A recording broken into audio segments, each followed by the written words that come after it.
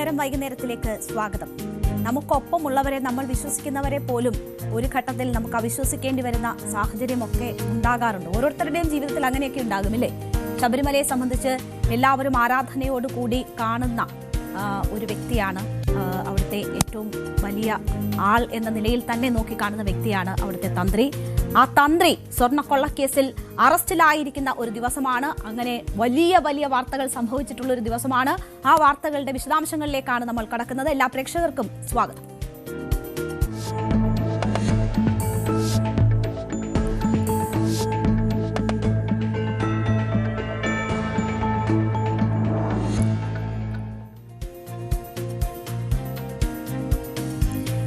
ശബരിമല സ്വർണ്ണക്കൊള്ളക്കേസിൽ വൻ ട്വിസ്റ്റുണ്ടായ ദിവസമാണ് ഇന്ന്. കഴിഞ്ഞ 3 മാസമായി നടക്കുന്ന അന്വേഷണം, അതിലുയരുന്ന പല വിധത്തിലുള്ള ചോദ്യങ്ങൾ, അതിലൊരു ചോദ്യത്തിന് ഉത്തരമാകുന്നു എന്ന തരത്തിൽ വേണം നമ്മൾ ഇന്നത്തെ ദിവസത്തെ കാണാൻ. ശബരിമല സ്വർണ്ണക്കൊള്ളക്കേസിൽ ശബരിമല തന്ത്രി കണ്ഠരര് രാജീവര് അറസ്റ്റിലായിരിക്കുകയാണ്.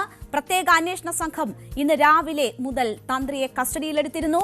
മണിക്കൂറുകൾ നീണ്ട ചോദ്യം ചെയ്യലിനൊടുവിലാണ് ഏതാണ്ട് ഉച്ചയോടുകൂടി അറസ്റ്റ് രേഖപ്പെടുത്തുന്ന ഒരു സാഹചര്യം, ഉച്ചയ്ക്ക് ശേഷം അറസ്റ്റ് രേഖപ്പെടുത്തുന്ന ഒരു സാഹചര്യം ഉണ്ടായത്.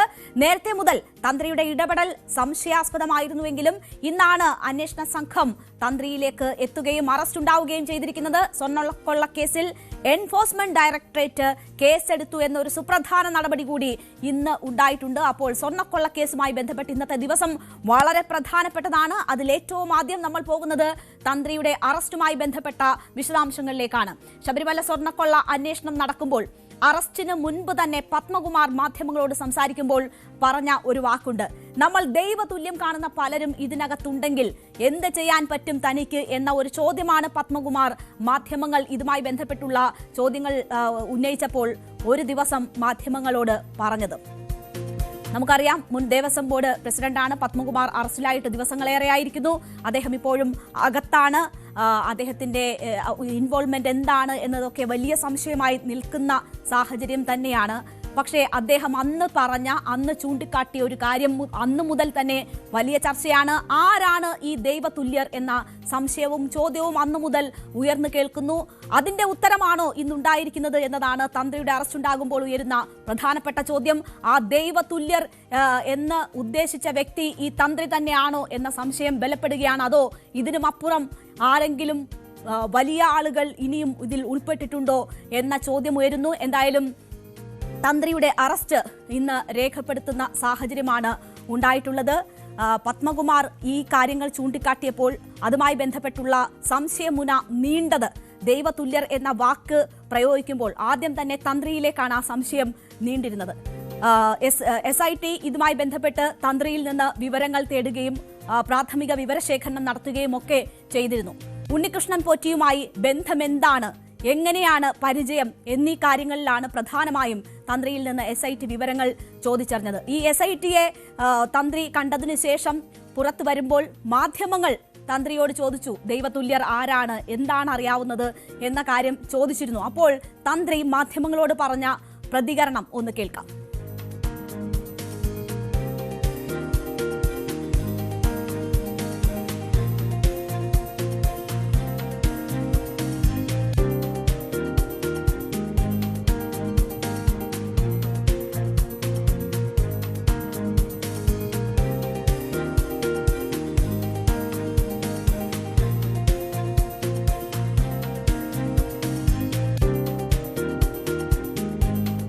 നമുക്ക് അതുമായിട്ട് യാതൊരു ബന്ധവുമില്ല. ഉണ്ണികൃഷ്ണൻ പറ്റി അവിടെ വർക്ക് ചെയ്ത ആളല്ലേ, എനിക്കറിയായിരിക്കും. ഞാനല്ല കൊണ്ടുവന്നത്, അതൊക്കെ SITയുടെ അടുത്ത് പറഞ്ഞിട്ടുണ്ടാവുന്നു. എനിക്ക് നിങ്ങളുടെ അടുത്ത് പറയാൻ ഒക്കത്തില്ല. അത് ഞാനെങ്ങനെ അറിയാനാ? ദൈവതുല്യന എത്രയോ പേരുണ്ട്. ദൈവതുല്യരായിട്ടുള്ളവർ എത്രയോ പേരുണ്ട്. അത് താൻ എങ്ങനെ അറിയാനാണ് എന്നൊരു ചോദ്യമാണ് അന്ന് SIT വിവരങ്ങൾ തേടിയതുമായി ബന്ധപ്പെട്ട് മാധ്യമങ്ങൾ ചോദ്യം ചോദിക്കുമ്പോൾ കണ്ഠരര് രാജീവര് മറുപടിയായി പറഞ്ഞത്. ഉണ്ണികൃഷ്ണൻ പോറ്റിയുമായി ബന്ധമെന്താണ്, അതാണ് പ്രധാനമായും തന്ത്രിയിൽ നിന്ന് അന്വേഷണ സംഘം തേടിയത്. എങ്ങനെയാണ് ഉണ്ണികൃഷ്ണൻ പോറ്റിയെ പരിചയം? ഈ വിവരങ്ങൾ SIT ചോദിച്ചിരുന്നു. ഇത്തരം വിവരങ്ങൾ അറിയുന്നതിനായാണ് തങ്ങളെ വിളിച്ചു വരുത്തിയത് എന്നത് തന്ത്രിമാരും സ്ഥിരീകരിച്ചിരുന്നു. പ്രത്യേക അന്വേഷണ സംഘം വിളിച്ചു വരുത്തി കാര്യങ്ങൾ ചോദിച്ചു. തങ്ങൾക്കറിയാവുന്ന വിവരങ്ങൾ കൈമാറി എന്നതാണ് അന്ന് അന്നവർ മാധ്യമങ്ങളോട് പറഞ്ഞത്. ശബരിമല സ്വർണ്ണക്കൊള്ളയുമായി ബന്ധപ്പെട്ട് തിരുവിതാംകൂർ ദേവസ്വം ബോർഡ് മുൻ പ്രസിഡന്റ് ചോദിച്ച കാര്യം ദൈവത്തുല്ലർ ചോദിക്കുമ്പോൾ അങ്ങനെ എത്രയോ പേരുണ്ട് എന്ന ഒരു കാര്യം മറുപടിയാണ് കണ്ഠരര് രാജീവര് മറുപടിയായി പറഞ്ഞത്. അറിയാവുന്ന കാര്യങ്ങളൊക്കെ അന്വേഷണ ഉദ്യോഗസ്ഥരോട് പറഞ്ഞു എന്ന് പറഞ്ഞു. പോറ്റിയെ അറിയാം എന്നത് മാധ്യമങ്ങൾക്ക് മുന്നിലും കണ്ഠരര് രാജീവര് സ്ഥിരീകരിച്ചതാണ്. അത് അവിടുത്തെ ഒരു ജീവനക്കാരനാണ്, അവിടെ ഉള്ള ആളാണ്, അതുകൊണ്ട് അറിയാം എന്ന കാര്യമാണ് തന്ത്രി അന്ന് മാധ്യമങ്ങളോട് പറഞ്ഞത്. എന്നാൽ കൊണ്ടുവന്നത് താനല്ല എന്നും അദ്ദേഹം മാധ്യമങ്ങളോട് പറഞ്ഞിരുന്നു. പക്ഷേ ഈ കേസുമായി ബന്ധപ്പെട്ട് അറസ്റ്റിലായവർ തന്ത്രിയും പോറ്റിയും തമ്മിലുള്ള ബന്ധം സംബന്ധിച്ചുള്ള കൃത്യമായ വിവരങ്ങൾ അന്വേഷണ സംഘത്തിന് നൽകിയിരുന്നു. മാത്രവുമല്ല, ഈ പോറ്റിയെ അവിടെ കൊണ്ടുവരുന്നതിൽ പ്രധാന പങ്ക് വഹിച്ചത് തന്ത്രിയാണ് എന്നതുൾപ്പെടെയുള്ള വിവരങ്ങൾ SITക്ക് ലഭിച്ചിരുന്നു. ഏതാണ്ട് 2007 മുതൽ ഉള്ള ബന്ധം ഇതുമായി ബന്ധപ്പെട്ട് തന്ത്രിക്കും പോറ്റിക്കും ഇടയിലുണ്ട്, അല്ലെങ്കിൽ അന്ന് മുതൽ തന്നെ പോറ്റിയുടെ സാന്നിധ്യം ശബരിമലയിലുണ്ട് എന്നതാണ് അറിയുന്നത്. അങ്ങനെയാണെങ്കിൽ എത്ര വർഷം, എത്ര കൊള്ള, എന്തൊക്കെ നടന്നു എന്നത് സംബന്ധിച്ചുള്ള കൂടുതൽ അന്വേഷണങ്ങൾ വേണ്ടിവരുന്ന ഒരു മുഹൂർത്തം കൂടിയാണ്. ഇതുമായി ബന്ധപ്പെട്ട് SIT എന്തൊക്കെ വിവരങ്ങൾ ശേഖരിച്ചിരിക്കുന്നു എന്നത് വളരെ നിർണായകമാണ്. ഇന്ന് രാവിലെയാണ് എന്തായാലും തന്ത്രിയെ കസ്റ്റഡിയിലെടുത്തത്. മണിക്കൂറുകൾ നീണ്ട ചോദ്യം ചെയ്യൽ നടന്നു എന്നതാണ് മനസ്സിലാകുന്നത്. വളരെ തന്ത്രപരമായി, വളരെ രഹസ്യമായാണ് SITയുടെ ഈ നീക്കം ഉണ്ടായത്. അറസ്റ്റ് ഉച്ചയ്ക്ക് ശേഷം രേഖപ്പെടുത്തി. അറസ്റ്റിന് ശേഷം കണ്ഠരര് രാജീവര് ഈ ക്രൈംബ്രാഞ്ച് ഓഫീസിൽ എത്തിച്ചിരിക്കുന്നു. വളരെ രഹസ്യമായാണ് തന്ത്രിയെ കസ്റ്റഡിയിലെടുത്ത് ചോദ്യം ചെയ്ത് അറസ്റ്റ് വരെയുള്ള കാര്യങ്ങൾ അന്വേഷണ സംഘം നീക്കിയിരിക്കുന്നത്. നേരത്തെ മുതൽ തന്ത്രിയുടെ ഇടപെടൽ സംശയാസ്പദമായിരുന്നുവെങ്കിലും അതീവ രഹസ്യമായ നീക്കം SIT നടത്തിയെന്ന് വേണം മനസ്സിലാക്കാൻ. മാധ്യമങ്ങൾക്ക് പോലും യാതൊരു വിവരവും ചോർന്നു കിട്ടാത്ത ഒരു സാഹചര്യം ഉണ്ടായിരുന്നു. തന്ത്രപരമായ നീക്കമാണ് അന്വേഷണ സംഘം നടത്തിയതെന്ന് ഇതിലൂടെ വ്യക്തമാണ്. പത്മകുമാറിന്റെ ജാമ്യ ഹർജിയിൽ പോലും തന്ത്രിയുടെ പങ്ക് മറച്ചു വെച്ചുകൊണ്ട് ഉള്ള നീക്കം SIT നടത്തിയിരുന്നു എന്ന് കൂടി മനസ്സിലാക്കണം. അതായത് ഒരു മുൻകൂർ ജാമ്യം തേടാനുള്ള സാഹചര്യം പോലും നൽകാത്ത വിധം തന്ത്രപരമായ നീക്കമാണ് SIT ഈ വിഷയത്തിൽ നടത്തിയിരിക്കുന്നത് എന്നതാണ് നമുക്ക് മനസ്സിലാകുന്നത്. എന്തായാലും ഇതുമായി ബന്ധപ്പെട്ട് DGPയോട് മാധ്യമങ്ങൾ സംസാരിച്ചപ്പോൾ SIT ഹൈക്കോടതിയുടെ മേൽനോട്ടത്തിലാണ് അന്വേഷണം നടത്തുന്നതെന്നും ശരിയായ ദിശയിലാണ് ഈ അന്വേഷണം മുന്നോട്ട് പോകുന്നത് എന്നുമാണ് DGP റവാഡ ചന്ദ്രശേഖർ മാധ്യമങ്ങളെ കണ്ടപ്പോൾ പ്രതികരിച്ചത്. SIT നോക്കുന്നതാണ്. SIT is being monitored. Investigation is being monitored by the High Court. SIT is looking into the matter. Whatever evidence that comes, they will go ahead like that. അതിന് SIT outside here I could not go to പറ്റുന്നതായിരുന്നു.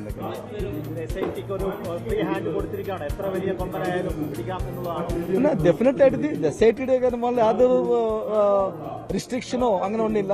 SIT is functioning under the supervision of the Honorable High Court of Kerala.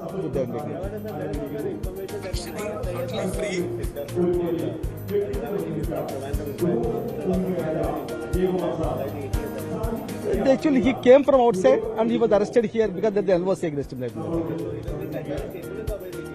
Yes,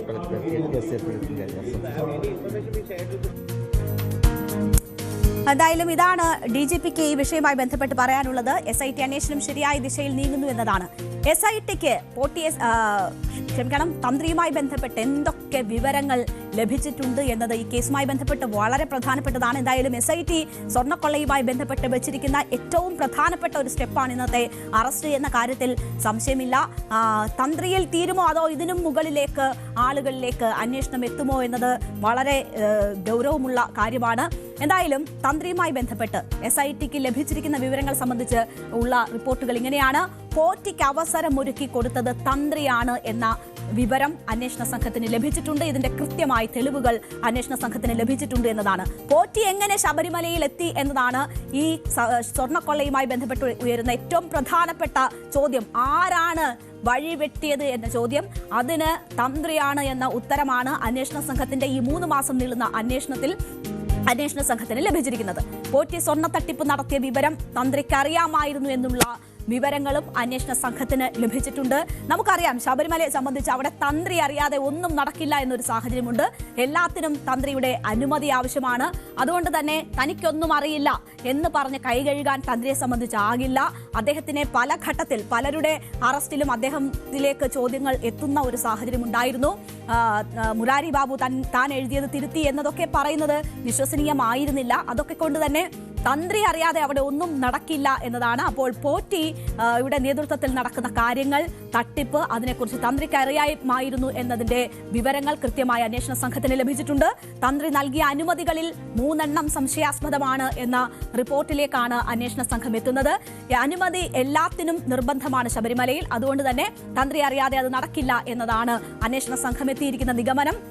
പുറത്തേക്ക് കൊണ്ടുപോകാൻ, ഈ സാധനങ്ങൾ സ്വർണം പൂശാൻ പുറത്തേക്ക് കൊണ്ടുപോകാൻ അനുമതി കൊടുത്തിട്ടില്ല എന്നായിരുന്നു തന്ത്രിയുടെ വാദം. എന്നാൽ ചില സ്പോൺസർഷിപ്പുകളിൽ നൽകിയ അനുമതി സംശയകരമാണ്. ശബരിമലയുമായി ബന്ധപ്പെട്ട എല്ലാ കാര്യങ്ങൾക്കും തന്ത്രിയുടെ അനുമതി ആവശ്യമാണ്. ഈ ഘട്ടത്തിൽ തന്ത്രി പറയുന്നത് വിശ്വാസയോഗ്യമല്ല എന്നതാണ് അന്വേഷണ സംഘം എത്തിയിരിക്കുന്ന നിഗമനം. അതിനാവശ്യമായ തെളിവുകളും അവർക്ക് ലഭിച്ചിരിക്കുന്നു എന്നതാണ് മനസ്സിലാകുന്നത്. ദേവസ്വം വിജിലൻസ് ഒരു ഘട്ടത്തിൽ തന്ത്രിയെ വിശ്വാസത്തിൽ എടുത്താണ് മുന്നോട്ട് പോയിരുന്നത്. എന്നാൽ മറ്റ് ഉള്ളവരെ അറസ്റ്റ് രേഖപ്പെടുത്തി 11ഓളം അറസ്റ്റ് ഈ കേസുമായി ബന്ധപ്പെട്ട് നടന്നിട്ടുണ്ട്. അവരെ കസ്റ്റഡിയിൽ ചോദ്യം ചെയ്തതിൽ നിന്ന് ലഭിച്ച വിവരങ്ങൾ, തെളിവുകൾ, ഇതിന്റെ അടിസ്ഥാനത്തിലാണ് തന്ത്രിക്കുള്ള പങ്ക് വെളിവാവുകയും തന്ത്രിയിലേക്ക് കാര്യങ്ങൾ എത്തുകയും ചെയ്തിരിക്കുന്നത്, തന്ത്രിയുടെ അറസ്റ്റിലേക്ക് കാര്യങ്ങൾ എത്തുകയും ചെയ്തിരിക്കുന്നത്. തന്ത്രിക്ക് സ്വർണ്ണക്കൊള്ളയിൽ നേരിട്ട് പങ്കില്ലെന്ന് പറഞ്ഞ് അവസാനിപ്പിച്ചതാണ് ഒരു ഘട്ടത്തിൽ ഈ കേസ്. അവിടെ നിന്നാണ് ഇപ്പോൾ പ്രത്യേക അന്വേഷണ സംഘം കണ്ഠരര് രാജീവരെ കസ്റ്റഡിയിലെടുക്കുകയും അറസ്റ്റിലേക്ക് പോവുകയും ചെയ്തിരിക്കുന്ന സാഹചര്യം ഉണ്ടായിരിക്കുന്നത്. SITയുമായി ബന്ധപ്പെട്ട് പലവിധ സംശയങ്ങൾ ഉണർന്നിരുന്നു. SIT അന്വേഷണം വഴിമുട്ടുന്നു എന്ന തരത്തിലുള്ള ആരോപണങ്ങൾ SIT നേരിട്ടിരുന്നു.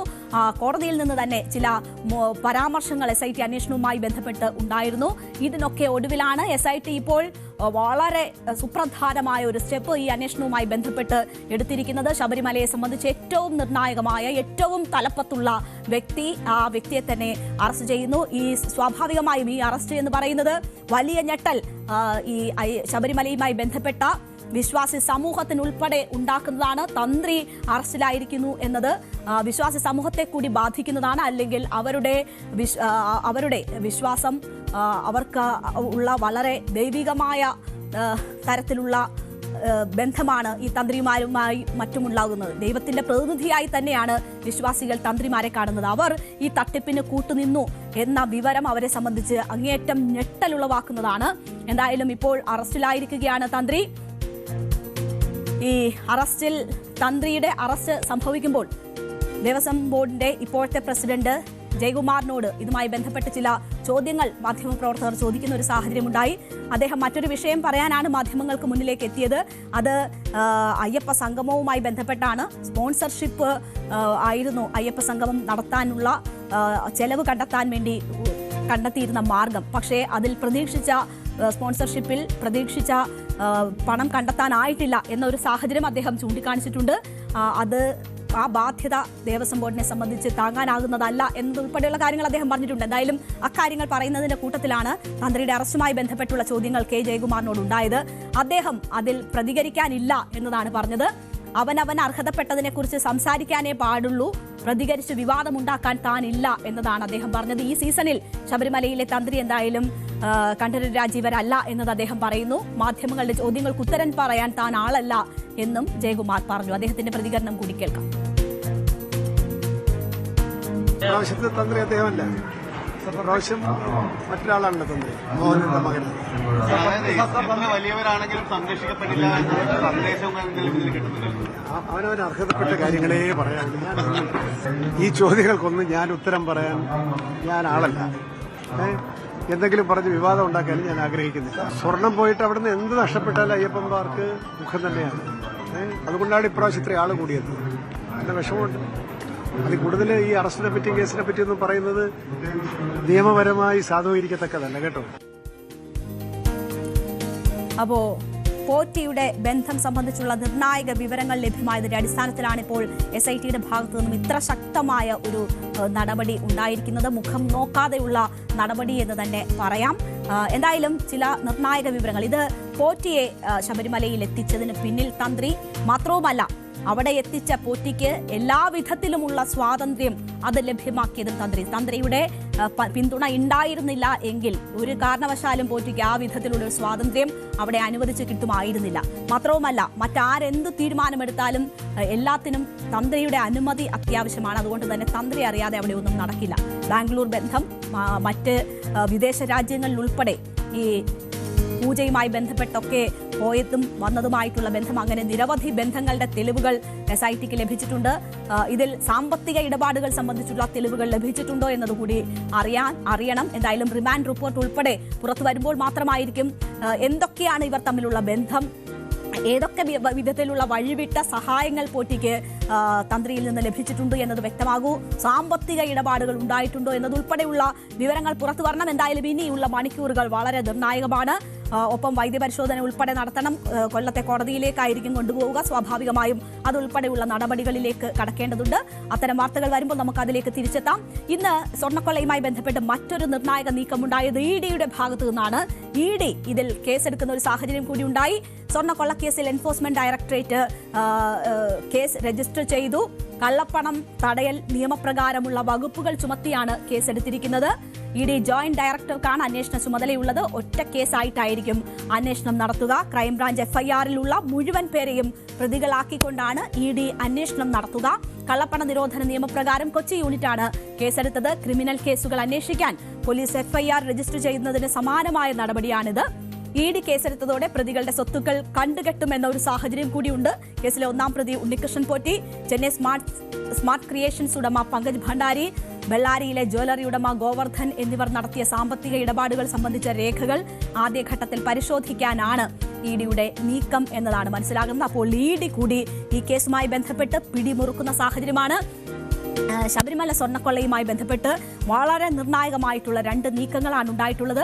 നമുക്കറിയാം, ശബരിമല സ്വർണ്ണക്കൊള്ള വലിയൊരു രാഷ്ട്രീയ വിഷയം കൂടിയാണ്. കഴിഞ്ഞ തദ്ദേശ തെരഞ്ഞെടുപ്പിനെ സ്വാധീനിച്ച ഘടകങ്ങളിലൊന്ന് ഈ സ്വർണ്ണക്കൊള്ളയാണ് എന്നത് നമുക്ക് നിസ്സംശയം തന്നെ പറയാൻ പറ്റുന്ന ഒരു സാഹചര്യം കൂടിയുണ്ട്. അത് നമ്മൾ ഒരു നിർണായകമായ നിയമസഭാ തെരഞ്ഞെടുപ്പിലേക്ക് പോവുകയാണ്. അപ്പോൾ ഈ വിഷയങ്ങൾ വീണ്ടും സജീവമായി ഉയർന്നു കേൾക്കുമെന്ന കാര്യത്തിൽ സംശയമില്ല. എന്തായാലും ഹൈക്കോടതിയുടെ മേൽനോട്ടത്തിൽ നടക്കുന്ന അന്വേഷണമാണ്. ആ അന്വേഷണം കൃത്യമായ ദിശയിൽ പോകുന്നു എന്നതിന്റെ സൂചനകളാണ് വരുന്നത്. ശബരിമലയിൽ എന്തൊക്കെ സംഭവിച്ചിട്ടുണ്ട്, ആരൊക്കെയാണ് അതിന് പിന്നിലുള്ള ഉത്തരവാദികൾ, എത്ര സ്വർണം എന്തൊക്കെ നഷ്ടപ്പെട്ടിട്ടുണ്ട് എന്നത് കൃത്യമായി വെളിച്ചത്ത് വരേണ്ടുന്ന സാഹചര്യമുണ്ട്. എന്തായാലും രാഷ്ട്രീയ വിഷയമായി കൂടി ഇത് മാറും. തന്ത്രി ഉൾപ്പെടെയുള്ളവർ വരുമ്പോൾ പുതിയ രാഷ്ട്രീയ മാനങ്ങൾ കൂടി ഈ കേസുമായി ബന്ധപ്പെട്ട് ഉണ്ടാവുകയാണ്. ഇനിയുള്ള മണിക്കൂറുകൾ നിർണായകമാണ്. റിമാൻഡ് റിപ്പോർട്ടിൽ എന്തൊക്കെ കാര്യങ്ങൾ വരുന്നു എന്നത് വളരെ പ്രസക്തമായിട്ടുള്ള കാര്യമാണ്. അതോടൊപ്പം തന്നെ ദൈവതുല്യൻ തന്ത്രിയാണോ, ഇതിൽ നിൽക്കുമോ, അതോ ഇതിനുമപ്പുറം ഏതെങ്കിലും വലിയ വൻ തോക്കുകൾ ഇതിന് പിന്നിലുണ്ടോ എന്നതും അറിയേണ്ടിയിരിക്കുന്നു. നമുക്ക് കാത്തിരിക്കാം. അടുത്ത ഫോക്കസിലേക്ക്.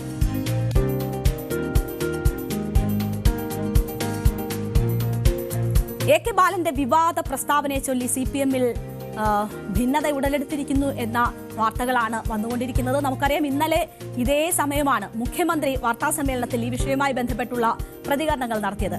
മുഖ്യമന്ത്രി AK ബാലനെ പൂർണ്ണമായും ന്യായീകരിക്കുകയാണ് ചെയ്തത്.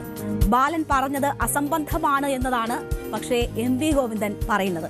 നേതൃതലത്തിലെ ഈ ഭിന്നത വളരെ പ്രകടമാകുമ്പോഴും ആലോചിച്ചുറപ്പിച്ച പ്രതികരണമാണ് മുഖ്യമന്ത്രി നടത്തിയത് എന്നത് വ്യക്തമാണ്. നിയമസഭാ തെരഞ്ഞെടുപ്പ് നയിക്കുന്നത് മുഖ്യമന്ത്രിയാണ്. അതിൽ കൃത്യമായ ലക്ഷ്യങ്ങളോടെയാണ് ഈ വിഷയങ്ങളെല്ലാം ചർച്ചയാക്കുന്നത് എന്നതാണ് നമുക്ക് മനസ്സിലാക്കാൻ കഴിയുന്നത്. ഈ സാഹചര്യങ്ങൾ മുന്നിൽ കണ്ടുകൊണ്ടുള്ള പ്രതികരണങ്ങൾ പ്രതിപക്ഷത്തിന്റെ ഭാഗത്തു നിന്നും ഉണ്ടാകുന്നുണ്ട്. അതുകൊണ്ട് തന്നെ ഇന്നലെ മുഖ്യമന്ത്രി മറുപടി പറഞ്ഞു തീർത്തു എങ്കിൽ പോലും അതിലുള്ള കൂടുതൽ ചർച്ചകളാണ് ഇന്ന് നമ്മൾ കണ്ടുകൊണ്ടിരിക്കുന്നത്. അപ്പോൾ അതിൽ വിശദമായി തന്നെ നമുക്ക് പരിശോധിക്കാം. UDF അധികാരത്തിൽ വന്നാൽ ആഭ്യന്തര വകുപ്പ് ജമാഅത്തെ ഇസ്ലാമിക്ക് നൽകേണ്ടി വരുമെന്നും മാറാട് കലാപം ആവർത്തിക്കുമെന്നുമായിരുന്നു AK ബാലന്റെ പ്രസ്താവന. ഈ പ്രസ്താവനയ്ക്ക് മുഖ്യമന്ത്രി പിണറായി വിജയൻ എന്ത് മറുപടി പറയും എന്നതായിരുന്നു ഇന്നലെ അദ്ദേഹം വാർത്താ സമ്മേളനം നടത്തുന്നു എന്ന് പറയുമ്പോൾ ഉണ്ടായിരുന്ന കൗതുകം. എന്തായിരിക്കും മുഖ്യമന്ത്രിയുടെ മറുപടി എന്നറിയാനാണ് എല്ലാവരും കാത്തിരുന്നത്. മുഖ്യമന്ത്രി AK ബാലനെ തള്ളിയില്ല എന്ന് മാത്രമല്ല, പിന്തുണയ്ക്കുന്ന ന്യായീകരിക്കുന്ന പ്രതികരണമാണ് മുഖ്യമന്ത്രിയിൽ നിന്ന് ഉണ്ടായത്. വർഗീയത പറയുന്നവർ ആരായാലും അവരെ എതിർക്കുമെന്നും കേരളത്തിന്റെ പഴയകാല അനുഭവങ്ങൾ ചൂണ്ടിക്കാട്ടിയാണ് ബാലൻ സംസാരിച്ചതെന്നുമാണ് മുഖ്യമന്ത്രി വ്യക്തമാക്കിയത്. കേരളത്തിന്റെ മുൻകാല അനുഭവങ്ങൾ വെച്ച് നോക്കുമ്പോൾ വർഗീയ ധ്രുവീകരണം എങ്ങനെയാണ് സംഭവിക്കുന്നതെന്ന് വ്യക്തമാണ് എന്ന് മുഖ്യമന്ത്രി പറഞ്ഞു. ഇന്നത്തെ കേരളമല്ല അന്നുണ്ടായിരുന്നത് എന്ന യാഥാർത്ഥ്യമാണ് AK ബാലൻ ഓർമ്മിപ്പിച്ചത് എന്ന് പറഞ്ഞുകൊണ്ടാണ് മുഖ്യമന്ത്രി AK ബാലനെ പിന്തുണച്ചത്.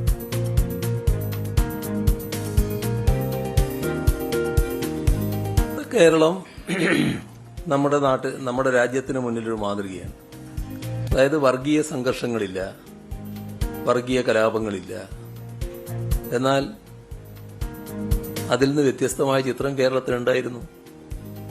അതാണ് സഖാവ് എ കെ ബാലൻ ഓർമ്മിപ്പിച്ചത് എന്നാണ് ഞാൻ കരുതുന്നത്. ഇപ്പോൾ മാറാട് കലാപത്തെക്കുറിച്ച് പറഞ്ഞല്ലോ, അതിനിഷ്ഠുരമായ ഒരു കലാപമായിരുന്നല്ലോ അത്. ആ കലാപം നടന്നതിന് ശേഷം അന്നത്തെ മുഖ്യമന്ത്രി അവിടെ സന്ദർശിക്കാൻ പോവുകയാണ്. അപ്പോൾ ഒരു സംഘം, അത് RSS ആണ്, അവര് നിബന്ധന വെക്കുന്നു,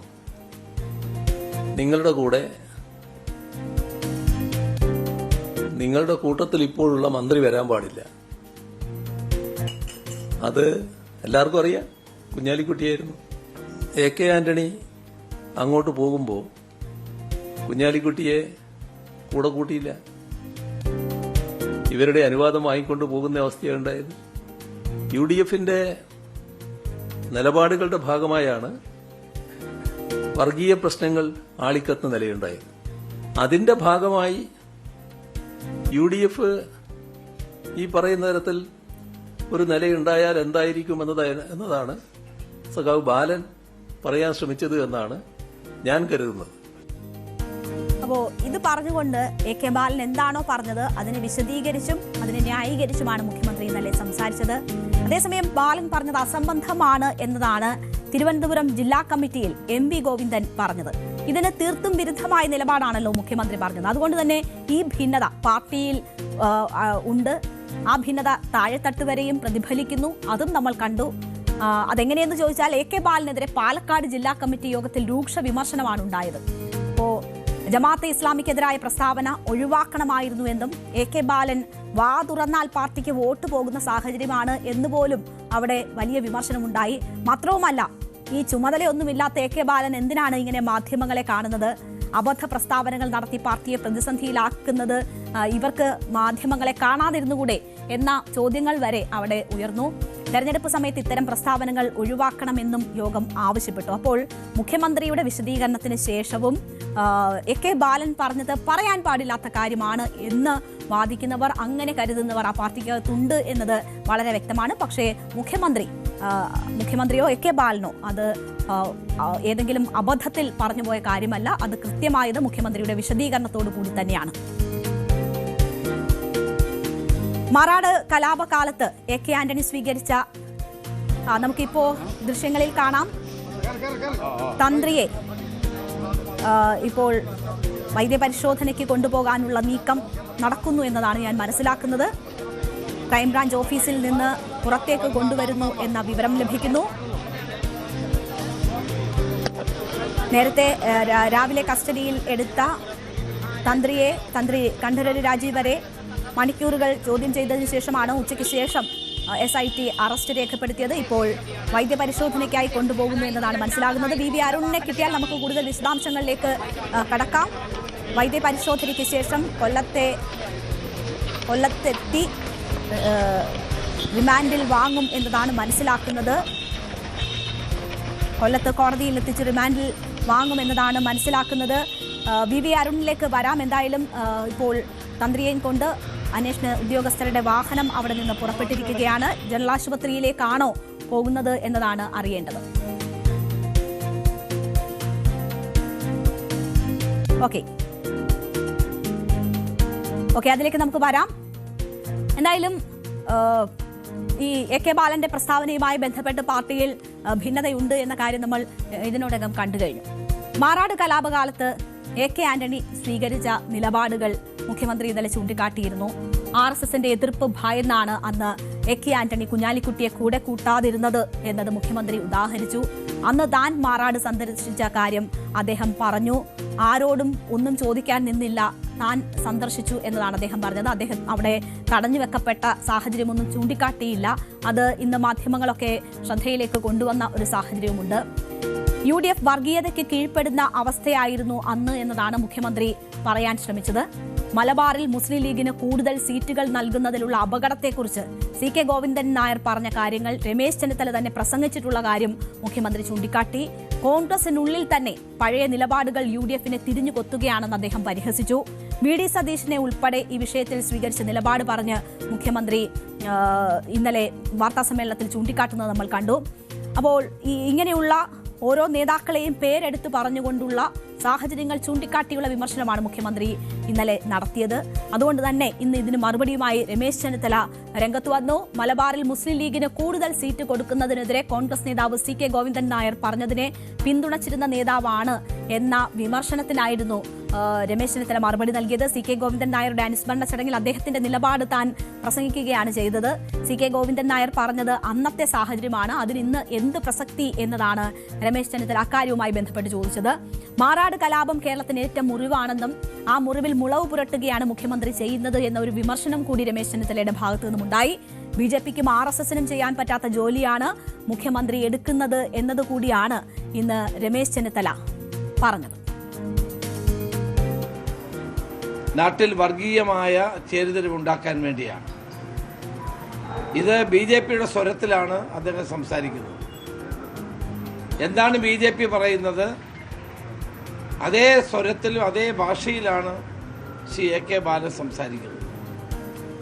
കേരളത്തിൽ ആദ്യമായിട്ടല്ല UDF ഗവൺമെന്റ് അധികാരത്തിൽ വന്നിട്ടുള്ളത്. അന്ന് UDF ഗവൺമെന്റ് അധികാരത്തിൽ വന്നപ്പോഴൊക്കെ ഞങ്ങൾ എടുത്തിട്ടുള്ള നിലപാടുകളും സമീപനങ്ങളും കേരളത്തിലെ ജനങ്ങൾക്ക് അറിയാവുന്നതാണ്. ഇപ്പോൾ ഈ പ്രചരണം നടത്തുന്നത് BJPക്ക് വേണ്ടിയാണ്.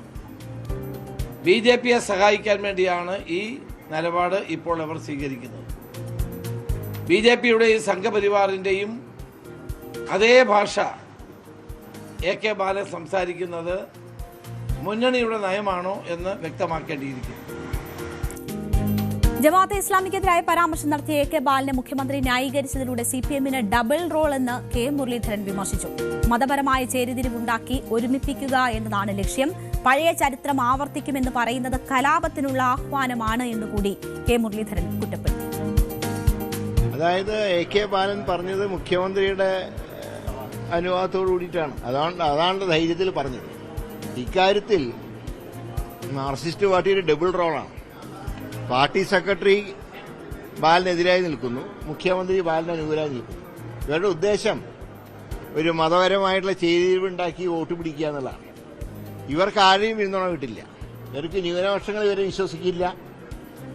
ശബരിമലയിലെ സ്വർണം കട്ട ആളുകളെ അധികാരത്തിൽ കൊണ്ടുവരാൻ മറ്റ് വിഭാഗങ്ങളും തയ്യാറാവില്ല. ഇപ്പൊ രണ്ടുപേരുടെ വോട്ട് ഇവർക്ക് കിട്ടാൻ പോകുന്നില്ല. ഇവരുദ്ദേശിച്ചത് ഒരു ധ്രുവീകരണം ഉണ്ടാക്കി വോട്ട് പിടിക്കാനാണ്. ഞങ്ങൾ തറപ്പിച്ചു പറയുന്നു, ഒരു വിഭാഗത്തിന് വോട്ട് ഇവർക്ക് കിട്ടില്ല. ശബരിമലയിൽ സ്വർണ്ണക്കൊള്ള നടത്തിയവരെ ഒരു സമുദായം അംഗീകരിക്കാൻ പോകുന്നില്ല. ഇത് മനഃപൂർവ്വമായി ഒരു വർഗീയത ഉണ്ടാക്കുന്നതിന് വേണ്ടി UDF അധികാരത്തിൽ വന്നാൽ ജമാഅത്ത് ഇസ്ലാമിയായിരിക്കും ആഭ്യന്തരം ഭരിക്കുന്നത് എന്നത് വർഗീയ വിഭജനം ഉണ്ടാക്കാൻ വേണ്ടി സംഘപരിവാറിന്റെ അതേ ശൈലിയിൽ CPM ചെലുത്തുന്ന പരിപാടിയാണ്. അതാണ് ഞാൻ പറയല്ലോ, അഹമ്മദ് പട്ടേൽ മുഖ്യമന്ത്രിയാവും. അത് ആരോടാ പറഞ്ഞത്? ഗുജറാത്തിലെ ഹിന്ദുക്കളോടാണ്. നിങ്ങൾ കോൺഗ്രസിനെ തോൽപ്പിക്കണം, കോൺഗ്രസ് ജയിച്ചാൽ ഒരു മുസ്ലിം മുഖ്യമന്ത്രിയാവും എന്ന് പറഞ്ഞതുപോലെ അതിനേക്കാൾ മോശമായിട്ടുള്ള പ്രസ്താവനയാണ്. അതിനേക്കാൾ മോശമായിട്ടുള്ള പ്രസ്താവനയാണ് ബാലൻ നടത്തിയത്. ബാലൻ നടത്തിയ പ്രസ്താവനയെ CPM അംഗീകരിക്കുന്നുണ്ടോ? അതാണ് ഞങ്ങളുടെ ചോദ്യം. എന്തായാലും പ്രതിപക്ഷ നേതാവ് കഴിഞ്ഞ ദിവസം നടത്തിയ പ്രതികരണമാണ് നമ്മൾ കണ്ടത്. അത് വർഗീയത സൃഷ്ടിക്കാനുള്ള, ഭിന്നിപ്പുണ്ടാക്കാനുള്ള ബോധപൂർവമായ ശ്രമമാണ് എന്നതാണ്. അത് ബാലൻ പറഞ്ഞതിനെ എല്ലാവരും പിന്തുണയ്ക്കുന്നുണ്ടോ എന്നൊരു ചോദ്യം കൂടി പ്രതിപക്ഷ നേതാവ് ചോദിച്ചിരുന്നു. അതിനാണ് മുഖ്യമന്ത്രി ഉൾപ്പെടെയുള്ളവർ അതിനോടുള്ള പ്രതികരണം നടത്തിയത്. അതേസമയം CPM സംസ്ഥാന സെക്രട്ടറി വ്യത്യസ്തമായ ഒരു നിലപാടാണ് ഈ വിഷയവുമായി ബന്ധപ്പെട്ട് സ്വീകരിച്ചത്. ആ രീതിയിലുള്ളൊരു ഭിന്നത പാർട്ടിയിലുണ്ട് എന്നത് വളരെ വ്യക്തമാണ്. കോൺഗ്രസ് എന്തായാലും ആ വിഷയത്തിൽ ശക്തമായ നിലപാടും എടുത്ത് മുന്നോട്ട് പോവുകയാണ്. ഇതൊക്കെ തെരഞ്ഞെടുപ്പ് മുന്നിൽ കണ്ടുള്ള തന്ത്രങ്ങളാണ് എന്ന കാര്യത്തിൽ നമുക്കൊരു സംശയവുമില്ല. നേതാക്കൾ പയറ്റുന്നത് തെരഞ്ഞെടുപ്പ് മുന്നിൽ കണ്ടുള്ള തന്ത്രങ്ങളാണ്. AK ബാലന്റേത് ഒരു ഒറ്റപ്പെട്ട തന്ത്രവുമല്ല. ന്യൂനപക്ഷ സമുദായത്തിന്റെയും ഭൂരിപക്ഷ സമുദായത്തിന്റെയും വോട്ട് നഷ്ടപ്പെട്ടു LDFന് എന്നതൊരു യാഥാർത്ഥ്യമാണ്. അതാണ് തദ്ദേശ തെരഞ്ഞെടുപ്പിൽ അവർക്ക് നേരിട്ട തിരിച്ചടിയുടെ പ്രധാനപ്പെട്ട കാരണം. അപ്പോൾ ഈ സാഹചര്യത്തിൽ ന്യൂനപക്ഷ വോട്ടുകളിൽ ഒരു വിഭാഗത്തിനെങ്കിലും ഒപ്പം നിർത്താനുള്ള ചില തന്ത്രങ്ങളാണ് മുഖ്യമന്ത്രി നടത്തുന്നത് എന്ന കാര്യത്തിൽ സംശയമില്ല. മുഖ്യമന്ത്രിയാണ് ഈ തെരഞ്ഞെടുപ്പിനെ മുന്നിൽ നിന്ന് നയിക്കുന്നത്, തന്ത്രങ്ങൾ ആവിഷ്കരിക്കുന്നത്. 110 എന്നൊരു ലക്ഷ്യം മുന്നോട്ട് വെച്ചിരിക്കുന്നത് മുഖ്യമന്ത്രിയാണ്. അപ്പോൾ അതിലേക്ക് എത്താനുള്ള ചില തെരഞ്ഞെടുപ്പ് തന്ത്രങ്ങളായി വേണം നമ്മൾ ഇതിനെ കാണാൻ. ജമാഅത്ത് വിഷയം ആവർത്തിച്ച് പറഞ്ഞുകൊണ്ട് അതിനാണ് മുഖ്യമന്ത്രി ശ്രമിക്കുന്നത്. ന്യൂനപക്ഷ വിഭാഗത്തിന്റെ വോട്ടും ഭൂരിപക്ഷ വിഭാഗത്തിന്റെ വോട്ടും പിടിച്ചു നിർത്താൻ പറ്റുമോ എന്ന ഒരു ശ്രമം ആണ് നടക്കുന്നത്. ന്യൂനപക്ഷ വിഭാഗത്തിൽ ഒരു ഭാഗം ഈ ജമാഅത്ത് വിഷയങ്ങൾ ഉൾപ്പെടെ തീവ്ര വിഭാഗങ്ങളുടെ വിഷയങ്ങൾ ഉൾപ്പെടെ ചൂണ്ടിക്കാട്ടിക്കൊണ്ട് ആ ന്യൂനപക്ഷ വിഭാഗത്തിന്റെ വോട്ട് സ്വന്തമാക്കാൻ കഴിയുമോ എന്നൊരു ശ്രമം നടത്തുന്നു. നമുക്കറിയാം ഭൂരിപക്ഷ വോട്ടിലും വലിയ ചോർച്ച LDFനെ സംബന്ധിച്ചുണ്ടായിട്ടുണ്ട്. അത് BJPയിലേക്ക് പോകുന്ന സാഹചര്യം പലയിടങ്ങളിലും ഉണ്ടായിട്ടുണ്ട്. അത് LDF തന്നെ തിരിച്ചറിയുന്ന ഒരു സാഹചര്യമുണ്ട്. അപ്പോൾ ആ വോട്ടുകൾ തങ്ങളിൽ തന്നെ ഉറപ്പിച്ചു നിർത്തുക എന്ന ഒരു ലക്ഷ്യം കൂടി ഇതിലുണ്ട്. AK ആന്റണി ഉൾപ്പെടെ ഉള്ളവർ നടത്തിയിട്ടുള്ള പരാമർശം മുഖ്യമന്ത്രി ചൂണ്ടിക്കാട്ടുന്നതിലൂടെ കോൺഗ്രസ് മൃദുഹിന്ദുത്വ നിലപാടുകൾ സ്വീകരിച്ചിരുന്ന സാഹചര്യങ്ങൾ കൂടി ഉയർത്തിക്കാട്ടുകയാണ് മുഖ്യമന്ത്രി ചെയ്തിരിക്കുന്നത്. എന്തായാലും മതേതര കേരളം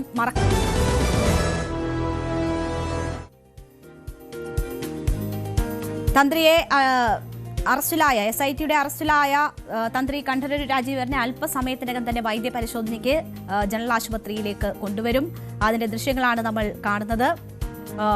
SIT ഏറെ നേരത്തെ ചോദ്യം ചെയ്യലിനൊടുവിലാണ് അറസ്റ്റ് രേഖപ്പെടുത്തിയത്. അതിനുശേഷം ഇപ്പോൾ വൈദ്യപരിശോധനയ്ക്കായി എത്തിച്ചിരിക്കുകയാണ്. ജനറൽ ആശുപത്രിയിലേക്ക് കൊണ്ടുവരുന്നു. അവിടെ നിന്ന് കൊല്ലത്തെ കോടതിയിലേക്ക് കൊണ്ടുപോകും എന്ന വിവരങ്ങളാണ് നമുക്ക് ലഭ്യമാകുന്നത്.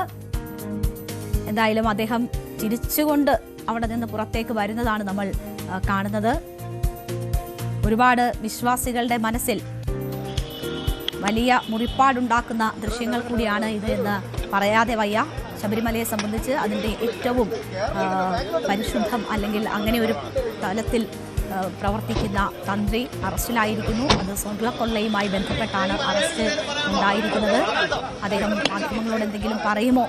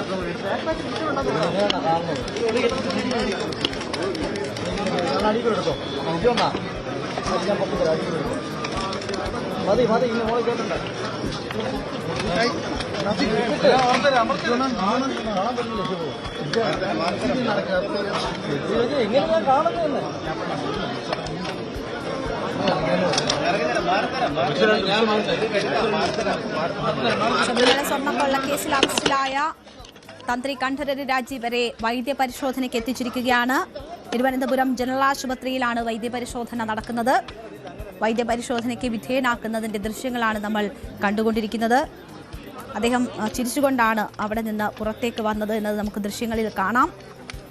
മാധ്യമങ്ങൾ ആവർത്തിച്ച് ഈ അറസ്റ്റുമായി ബന്ധപ്പെട്ട് എന്തെങ്കിലും പറയാനുണ്ടോ എന്നത് ചോദിക്കുന്നുണ്ടായിരുന്നു. പക്ഷേ അദ്ദേഹം ഒന്നും പ്രതികരിച്ചില്ല അതുമായി ബന്ധപ്പെട്ട്.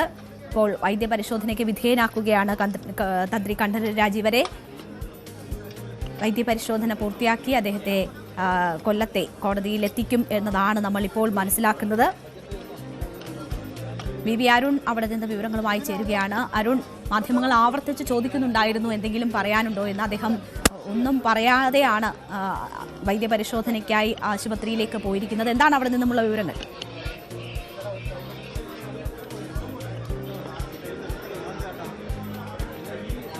വൈദ്യപരിശോധന നടക്കുന്നത് കോടതിയിൽ ഹാജരാക്കുന്നതിന് മുമ്പുള്ള വൈദ്യപരിശോധനയാണിത്. വളരെ പ്രധാനപ്പെട്ട കാര്യം, രാജീവരിൽ നിന്ന് പരീക്ഷ സംഘത്തിന് കൃത്യമായ വിവരങ്ങൾ ലഭിച്ചിട്ടുണ്ട്. സ്വാഭാവികമായും എന്താണ് രാജീവർ പറഞ്ഞെന്ന കാര്യമാണ്. അദ്ദേഹത്തോട് മാധ്യമങ്ങൾ ഇവിടെ നമ്മൾ ചോദിക്കുമ്പോൾ അദ്ദേഹം കാര്യമായ പ്രതികരണത്തിന് തയ്യാറായതില്ല. പക്ഷേ എന്താണ് അദ്ദേഹത്തിന് പറയാനുള്ളത്? ഈ അദ്ദേഹത്തിനെതിരെയുള്ള ആരോപണങ്ങൾ സ്വാഭാവികമായും വലിയ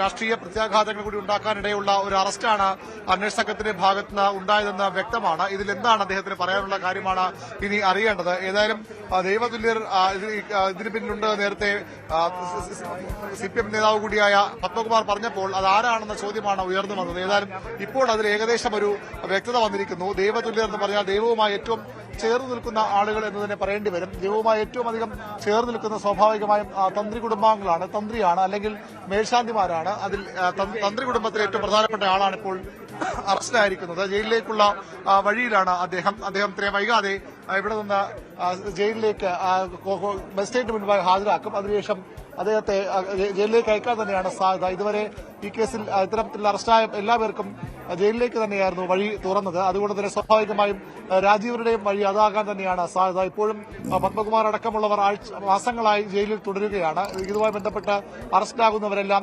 ജയിലിലേക്ക് തന്നെയാണ് പോകുന്നത്. അതാണ് ഇതിൽ ഏറ്റവും നിർണായകമായ കാര്യം. അതായത് ഇത്രയും നാൾ ശബരിമല ക്ഷേത്രവുമായി ബന്ധപ്പെട്ട് ശബരിമലയിലെ ഏറ്റവും പ്രധാനിയായി നിന്ന ഖണ്ഡകര് രാജീവര് ജയിലിലേക്കുള്ള വഴിയിലാണ്. ഇത് എന്താണ് അദ്ദേഹത്തിന്റെ പങ്ക്? പോറ്റിയെ അവിടെ കയറ്റിയത് മാത്രമാണോ? പോറ്റിയെ ശബരിമലയുമായി ബന്ധിപ്പിച്ചത് മാത്രമാണോ? അടുപ്പിച്ചത് മാത്രമാണോ? അതിനപ്പുറത്തേക്ക് കൊള്ളയിൽ ഇദ്ദേഹത്തിന് എന്ത് പങ്കാണ് ഉള്ളത് എന്ന കാര്യത്തിലാണ് ഇനി വ്യക്തത വരേണ്ടത്. അന്വേഷണ സംഘം സ്വാഭാവികമായും ഇത് സംബന്ധിച്ച് നിർണായകമായ തെളിവുകൾ ലഭിച്ചിരിക്കണം. അല്ലെങ്കിൽ രാജീവരെ പോലെ ഒരാളെ കസ്റ്റഡി എടുക്കാനോ അറസ്റ്റ് ചെയ്യാനോ അന്വേഷണ സംഘം തയ്യാറാകില്ല. കോടതിയുടെ അനുമതി ഉണ്ടെങ്കിൽ പോലും അത്തരത്തിൽ നടത്തുന്നത് രാഷ്ട്രീയമായ വലിയ തിരിച്ചുണ്ടാക്കാവുന്ന നീക്കമാണ്. അതുകൊണ്ട് തന്നെ കൃത്യമായ തെളിവുകളുടെ അടിസ്ഥാനത്തിൽ കൂടി തന്നെയായിരിക്കണം രാജീവരെ ഇങ്ങനെ ഇപ്പോൾ അന്വേഷണ സംഘത്തിന്റെ കസ്റ്റഡിയിലുള്ളത്.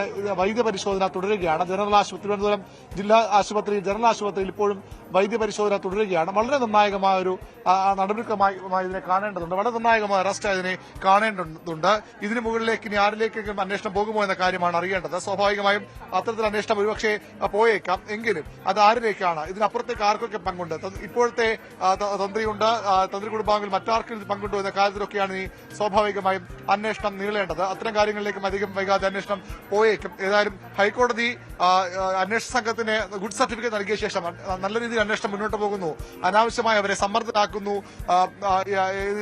എന്ന കണ്ടെത്തലോടുകൂടി ഹൈക്കോടതി ഇത് കണ്ടെത്തിയ ശേഷം അതിനുശേഷമാണ് ഇത്തരം ഒരു അറസ്റ്റിലേക്ക് ഏതായാലും അന്വേഷണം കടന്നിരിക്കുന്നത്. സ്വാഭാവികമായി ഹൈക്കോടതിയുടെ കൃത്യമായ നിരീക്ഷണം ഇതിനുണ്ടാകും.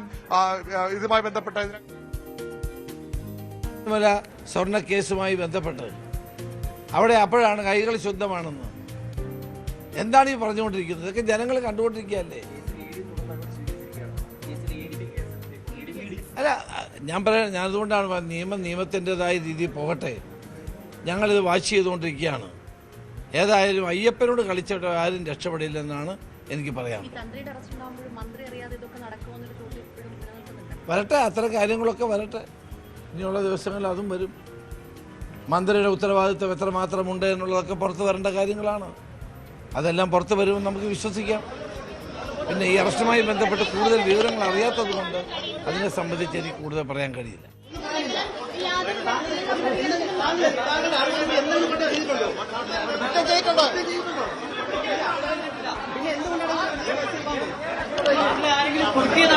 താങ്കളെ കുടുക്കിയതാണെന്ന് തോന്നുന്നുണ്ടോ? അങ്ങേക്ക് പറയാനുള്ളത് പറയൂ, പറയാനുള്ളത് പറയൂ.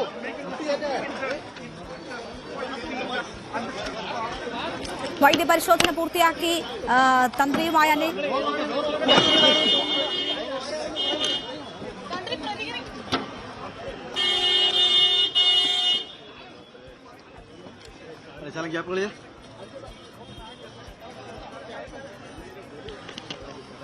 ഉണ്ടായിട്ടില്ല, തെറ്റ് ചെയ്തിട്ടില്ല എന്ന് പറഞ്ഞു എന്നത് മനസ്സിലാക്കുന്നു. അതിനപ്പുറം കുടുക്കിയതാണോ എന്നതുൾപ്പെടെയുള്ള ചോദ്യങ്ങൾ മാധ്യമങ്ങൾ ചോദിക്കുന്നുണ്ട്. പക്ഷേ അക്കാര്യങ്ങളിലൊന്നും പ്രതികരണം ഉണ്ടായിട്ടില്ല. ഇപ്പോൾ പോലീസ് വാഹനം അവിടെ നിന്ന് കൊല്ലത്തേക്ക് പുറപ്പെടും എന്നതാണ് മനസ്സിലാക്കുന്നത്.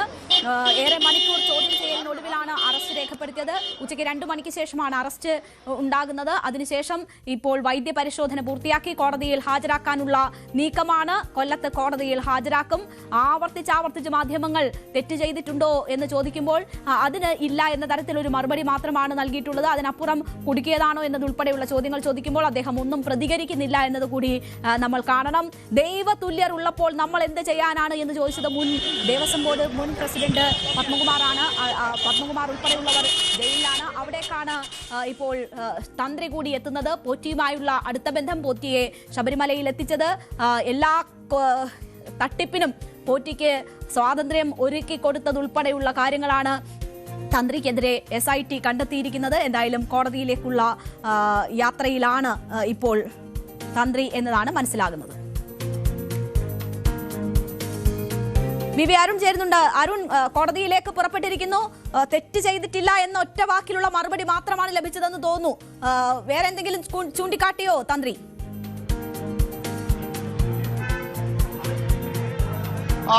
കൃത്യമായ ഒരു മറുപടിക്ക് രാജീവര് തയ്യാറായിട്ടില്ല. അദ്ദേഹത്തെ ഇപ്പോൾ ഇവിടെ നിന്ന് ജനറൽ ആശുപത്രിയിൽ നിന്ന് മെഡിക്കൽ വൈദ്യപരിശോധനയ്ക്ക് ശേഷം കൊല്ലം വിജിലൻസ് കോടതിയിലേക്ക് കൊണ്ടുപോയിട്ടുണ്ട്.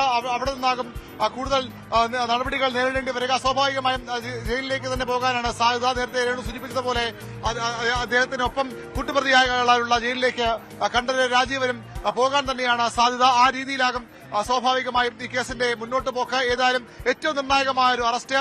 ശബരിമല ക്ഷേത്രത്തിലെ ഏറ്റവും ഉന്നതനായ വിശ്വാസികളുടെ ഏറ്റവും ഉന്നതനായ ആൾ തന്നെ അറസ്റ്റായിരിക്കുന്നു. ജയിലിലേക്കുള്ള വഴിയിലാണ്. ഏതായാലും ശബരിമലയിൽ സ്വർണം കട്ടത് ആരെന്ന ചോദ്യത്തിനുള്ള ഏറ്റവും ഒടുവിലത്തെ ഉത്തരമായി മാറുകയാണ് കണ്ഠരര് രാജീവര്. താഴമൺ കുടുംബത്തിൽ നിന്നുള്ള ഏറ്റവും പ്രധാനി. കഴിഞ്ഞ വർഷങ്ങൾക്ക് മുമ്പ് വരെ ശബരിമല തന്ത്രി, ഇപ്പോൾ തന്ത്രി കുടുംബത്തിലെ പ്രധാനിയായുള്ളയാൾ. അതായത് ആ തന്ത്രി കുടുംബത്തിലെ തന്ത്രിയാകാൻ നിയോഗിക്കപ്പെട്ട ഏറ്റവും പ്രധാനപ്പെട്ട ആളുകളിൽ ഒരാളാണ് ഇപ്പോൾ ജയിലിലേക്ക് പോകുന്നത്. ഇതിന് എന്താണ് ഇദ്ദേഹം ചെയ്ത കുറ്റമെന്ന കാര്യമാണ് ഇനി വ്യക്തമാകേണ്ടത്. ഏതെങ്കിലും തരത്തിൽ ഈ ഉണ്ണികൃഷ്ണൻ പോറ്റി എന്ന കേസിലെ പ്രധാന പ്രതിയെ ശബരിമലയെ അടുപ്പിച്ചത് മാത്രമാണോ? അയാൾക്കൊപ്പം പലയിടങ്ങളിലും പൂജയിൽ പങ്കെടുത്തത് മാത്രമാണോ? അതിനപ്പുറത്തേക്ക് ശബരിമലയിലെ സ്വർണ്ണ കൊള്ളയിൽ ദ്വാരപാലക ശില്പങ്ങളിലെ സ്വർണം, അതുപോലെ തന്നെ വാതിൽ കട്ടിളയിലെ സ്വർണം, അതിലൊക്കെ ആ തട്ടിപ്പിലൊക്കെ ഇയാളുടെ പങ്ക് എന്താണെന്ന കാര്യമാണ് ഇനിയും അറിയേണ്ടത്. ഉണ്ണികൃഷ്ണൻ പോറ്റി തട്ടിപ്പുകാരൻ അറിഞ്ഞുകൊണ്ട് തന്നെയാണോ കണ്ഠരര് രാജീവര് ഇയാൾക്കൊപ്പം നിന്നത്, ഇയാളെ ശബരിമലയിൽ അടുപ്പിച്ചത്, ശബരിമലയുമായി ബന്ധപ്പെട്ട പൂജകൾക്ക് നിയോഗിച്ചത്? അതിനുശേഷം പലയിടങ്ങളിലും ഇദ്ദേഹത്തിന്റെ സഹായിയായി ഉണ്ണികൃഷ്ണൻ പോറ്റി പോയിട്ടുണ്ട്. ഈ തട്ടിപ്പിൽ ഇയാളുടെ പങ്ക് എന്താ? ഇതാണ് ഏറ്റവും നിർണായകമായ ഏറ്റവും പ്രധാനപ്പെട്ട കാര്യം. അതിനുള്ള ഉത്തരമാകും അന്വേഷണ സംഘം തേടുക. അതുതന്നെയാകും ഈ കേസിന്റെ ഗതി നിർണ്ണയിക്കുക. ഇതുവരെ രാഷ്ട്രീയ നേതാക്കളെയും ഉദ്യോഗസ്ഥ പ്രമുഖരെയും ഒക്കെയാണ് ഒരു പ്രതികരണം കൂടി നമുക്കത് ക്യാമറ അതിൽ ലഭ്യമായിട്ടൊന്നും വ്യക്തമല്ല. കുറ്റം ചെയ്തിട്ടില്ല എന്ന പ്രതികരണമാണ് രാജീവരുടെ ഭാഗത്ത് ഇവിടെ ഉണ്ടായിരുന്ന വലിയ തിക്കും തിരക്കമായിരുന്നു. അതുകൊണ്ട് തന്നെ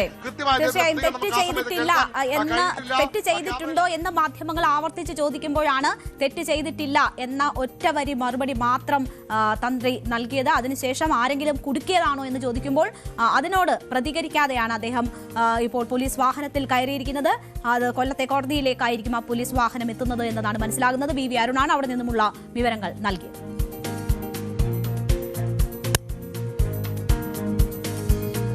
തൃണമൂൽ കോൺഗ്രസിന്റെ തെരഞ്ഞെടുപ്പ് തന്ത്ര സ്ഥാപനമായ ഐപാക്കിന്റെ ഓഫീസിലെ റെയ്ഡിനെ ചൊല്ലി കേന്ദ്രവും ബംഗാൾ സർക്കാരും തമ്മിലുള്ള പോര് കനക്കുകയാണ്. ഐപാക് ഡയറക്ടർ പ്രദീപ് ജെയിനിന്റെ കൊൽക്കത്തയിലെ വസതിയിൽ എൻഫോഴ്സ്മെന്റ് ഡയറക്ടറേറ്റ് നടത്തിയ പരിശോധനയ്ക്കിടെ അരങ്ങേറിയത് നാടകീയ രംഗങ്ങളാണ്. റെയ്ഡിനിടെ മുഖ്യമന്ത്രി മമതാ ബാനർജി സ്ഥലത്തെത്തിയതാണ് നാടകീയ രംഗങ്ങൾ സൃഷ്ടിച്ചത്. ആഭ്യന്തരമന്ത്രി അമിത്ഷായെ പ്രധാനമന്ത്രി നിയന്ത്രിക്കണമെന്നാണ് മമത ആവശ്യപ്പെട്ടത്. തെരഞ്ഞെടുപ്പ് അടുത്ത ബംഗാളിൽ ഈ റെയ്ഡോടെ മമതയും കേന്ദ്രവും തമ്മിൽ പുതിയ പോർമുഖം തുറന്നിരിക്കുകയാണ്. 2021 നിയമസഭാ തെരഞ്ഞെടുപ്പിൽ തൃണമൂൽ കോൺഗ്രസിനെ വിജയത്തിലെത്തിക്കാൻ വലിയ പങ്കാണ് തെരഞ്ഞെടുപ്പ് തന്ത്ര സ്ഥാപനമായ ഐപാക് വഹിച്ചത്. സാൾട്ട് ലേക്കിലെ ആ ഐപാക് ഓഫീസിലും കൊൽക്കത്തയിലെ പ്രദീപ് ജെയിന്റെ വസതിയിലുമായിട്ടായിരുന്നു ഇന്നലെ പരിശോധന നടന്നത്. 2021 കൽക്കരി കള്ളക്കടത്ത് കേസുമായി ബന്ധപ്പെട്ടായിരുന്നു ഈ റെയ്ഡ്. പരിശോധന നടക്കുന്നതിനിടെ പശ്ചിമബംഗാൾ മുഖ്യമന്ത്രി മമതാ ബാനർജി പ്രദീപ് ജെയിന്റെ വസതിയിൽ നേരിട്ടെത്തുന്നു. അവിടെ മുതലാണ് വളരെ നാടകീയമായ രംഗങ്ങൾ തുടങ്ങുന്നത്. കൊൽക്കത്ത പോലീസ് കമ്മീഷണർ മനോജ് വർമ്മ സ്ഥലത്തെത്തിയതിന് പിന്നാലെയായിരുന്നു മമതാ ബാനർജി എത്തിയത്. ഏതാണ്ട് 25 മിനിറ്റോളം അവിടെ തങ്ങി മമതാ ബാനർജി. അതിനുശേഷം ചില ഫയലുകൾ എടുത്തുകൊണ്ടാണ് മമതാ ബാനർജി അവിടെ നിന്ന് മടങ്ങിയത്. കേന്ദ്ര ഏജൻസികളെ ഉപയോഗിച്ച് BJP രാഷ്ട്രീയ പകപോക്കൽ നടത്തുകയാണെന്ന് മമത വിമർശിച്ചു. പാർട്ടിയുടെ ആഭ്യന്തര രേഖകളും സ്ഥാനാർത്ഥി പട്ടികയും ഹാർഡ് ഡിസ്കുകളും പിടിച്ചെടുക്കാനാണ് ED ശ്രമിക്കുന്നതെന്ന് ആരോപിച്ച മമത കേന്ദ്ര ആഭ്യന്തരമന്ത്രി അമിത്ഷായ്ക്കെതിരെ കടുത്ത വിമർശനം ഉന്നയിച്ചു. BJP ഓഫീസുകളിൽ സംസ്ഥാന പോലീസിനെ ഉപയോഗിച്ച് ഇത്തരത്തിൽ റെയ്ഡ് നടത്തിയാൽ എന്തായിരിക്കും അവസ്ഥ എന്ന ഒരു ചോദ്യവും മമത ചോദിച്ചു. ബംഗാളിൽ ഇപ്പോഴത്തെ ഈ സംഭവങ്ങൾ വലിയ ഒരു വിഷയമായി അലയടിക്കുകയാണ്. വലിയ പ്രതിഷേധമുയരുകയാണ്. പാർട്ടി രേഖകൾ സംരക്ഷിക്കാനാണ് താൻ എത്തിയത് എന്നതാണ് മമതാ ബാനർജി മാധ്യമങ്ങളോട് പറഞ്ഞത്. തെരഞ്ഞെടുപ്പിന് മുന്നോടിയായി തൃണമൂൽ കോൺഗ്രസിന്റെ പ്രവർത്തനങ്ങൾ തടസ്സപ്പെടുത്താനാണ് കേന്ദ്രം ശ്രമിക്കുന്നതെന്ന് മമത ആരോപിക്കുന്നു. കേന്ദ്ര ഏജൻസികളെ ഉപയോഗിച്ച് പാർട്ടി രേഖകൾ പിടിച്ചെടുക്കാനാണ് ശ്രമം നടത്തിയതെന്ന് അവർ ആരോപിച്ചു. തെരഞ്ഞെടുപ്പിന് മുന്നോടിയായിട്ടുള്ള ED നീക്കം പാർട്ടിയെ തകർക്കാനാണ് എന്നതാണ് മമതാ ബാനർജിയുടെ ആരോപണം. To collect all of our party hard disk, the candidate list, the party strategy, the party plan. Is it the duty of the ED and Amit Shah? The nasty home minister, the naughty home minister who cannot protect the country, and he's taking away all my party documents. If I get the BJP party office, what will be? What will be the result? They didn't have any guards. One side the SIR case, they are deleting all the names of the Bengal people. More than 2 crore people, 1.5 crore people are being called. 54 lakhs are being deleted without any asking their details. They are using WhatsApp only. And because of election, they are collecting all my information of my party. റെയ്ഡിനിടെ അവിടെ നിന്ന് ഫയലുകൾ എടുത്തുകൊണ്ട് കേന്ദ്രമന്ത്രി അമിത്ഷായ്ക്കും പ്രധാനമന്ത്രിക്കുമെതിരെ ആഞ്ഞടിക്കുന്ന മമതാ ബാനർജിയുടെ ഈ ദൃശ്യങ്ങളാണ് ഇന്ന് വാർത്താ മാധ്യമങ്ങളിലൊക്കെ നിറഞ്ഞത്. റെയ്ഡിനിടെ മുഖ്യമന്ത്രി മമതാ ബാനർജി എത്തി പ്രശ്നങ്ങൾ സൃഷ്ടിച്ചു എന്നതായിരുന്നു പക്ഷേ EDയുടെ ആരോപണം. മമതാ ബാനർജി പോലീസ് ഉദ്യോഗസ്ഥരുമായി എത്തുന്നതുവരെ സമാധാനപരമായാണ് തങ്ങളുടെ പ്രവർത്തികൾ നടന്നതെന്ന് ED പറയുന്നു. ബംഗാളിലെ കൽക്കരി കള്ളക്കടത്തുമായി ബന്ധമുള്ള ഹവാല ഇടപാടുകാരൻ ഐപാക്കിന് കോടിക്കണക്കിന് രൂപ നൽകി എന്നതാണ് EDയുടെ ആരോപണം. അതേസമയം EDയെ രാഷ്ട്രീയമായി ഉപയോഗിക്കുന്നുവെന്നാരോപിച്ച് വലിയ പ്രതിഷേധത്തിനാണ് തൃണമൂൽ തയ്യാറെടുത്തിരിക്കുന്നത്. പ്രതിഷേധം ഡൽഹി വരെ വ്യാപിപ്പിക്കാനും തൃണമൂലിന് കഴിഞ്ഞിരിക്കുന്നു. കേന്ദ്ര ആഭ്യന്തര മന്ത്രാലയത്തിന് മുന്നിൽ തൃണമൂൽ MPമാർ ശക്തമായ പ്രതിഷേധമാണ് ഇന്ന് അഴിച്ചുവിട്ടത്. മഹുവ മൊയ്ത്രയുടെയും ഡെറിക് ഒബ്രിയാന്റെയും ഒക്കെ നേതൃത്വത്തിൽ പ്രതിഷേധം അവിടെ അലയടിക്കുന്നത് കാണാം. हमारा इंफॉर्मेशन ले रहा है बंगाल में, हम जीतेंगे जो भी कर ले तो हम हरा के रखेंगे।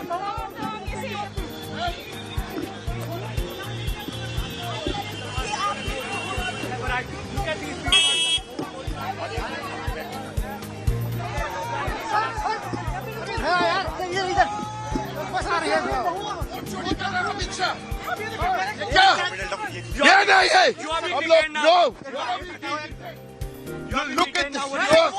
You're seeing what is happening with Amit Shah, Delhi police. You're seeing what is happening to MPs. चलिए सर, चलिए. അപ്പോ അവിടെ പ്രതിഷേധിച്ച മഹുവ മൊയ്ത്രയെയും ഡെറിക് ഒബ്രിയാനെയും ഒക്കെ അറസ്റ്റ് ചെയ്ത് നീക്കുകയായിരുന്നു. MPമാരെ പോലീസ് വലിച്ചിഴച്ചതിനെതിരെയും മമതാ ബാനർജി രംഗത്തെത്തി. യൂണിഫോം ഇട്ടവരുടെ അഹങ്കാരമാണ് ഡൽഹിയിൽ കണ്ടതെന്നാണ് മമതാ ബാനർജി എക്സിൽ കുറിച്ചത്. കേന്ദ്ര സർക്കാരിനെതിരെ അതിശക്തമായ വിമർശനം ഉന്നയിച്ചു. ജനാധിപത്യ രീതിയിൽ നടന്ന ഈ പ്രതിഷേധത്തെ എന്തിനാണ് ഇങ്ങനെ MPമാരെ വലിച്ചിഴച്ചുകൊണ്ട് അധികാരത്തിന്റെ ഹുങ്ക് കാണിച്ചത് എന്നതുൾപ്പെടെയുള്ള വലിയ വിമർശനം എക്സിൽ മമതാ ബാനർജി പ്രകടിപ്പിച്ചു. ED നടപടിക്കെതിരെ കൊൽക്കത്തയിലും വൻ പ്രതിഷേധമാണ് അരങ്ങേറിയത്. അവിടെ കൊൽക്കത്തയിൽ റാലിയിൽ കേന്ദ്ര സർക്കാരിനെതിരെ മമത ആഞ്ഞടിച്ചു. വലിയ ബഹുജന പങ്കാളിത്തത്തോടു കൂടി നടത്തിയ റാലിയാണ് കൊൽക്കത്തയിൽ നടന്നത്. ഡൽഹിയിലെ ജനാധിപത്യ രീതിയിലുള്ള പ്രതിഷേധത്തെ നേരിട്ട രീതിയെ മമതാ ബാനർജി വിമർശിച്ചു. BJP നേതൃത്വത്തിലുള്ള കേന്ദ്ര സർക്കാർ ജനാധിപത്യ പ്രതിഷേധങ്ങളെ അടിച്ചമർത്തുകയും നിയമനിർവഹണ ഏജൻസികളെ ദുരുപയോഗം ചെയ്യുകയാണ് എന്നതും മമത ആരോപിച്ചു. ജനാധിപത്യത്തിൽ അന്തസ്സും ബഹുമാനവും വിലമതിക്കാനാകാത്തതാണ്. അധികാരത്തിലിരിക്കുന്നവർക്ക് പൗരന്മാരോട് ജനങ്ങളോടും തെരഞ്ഞെടുക്കപ്പെട്ട ജനപ്രതിനിധികളോടും ഏകപക്ഷീയമായി പെരുമാറാൻ കഴിയില്ല എന്ന കാര്യങ്ങൾ ഉൾപ്പെടെ ചൂണ്ടിക്കാണിച്ചുകൊണ്ടാണ് കൊൽക്കത്തയിലെ റാലിയിൽ മമതാ ബാനർജി ആഞ്ഞടിച്ചത്.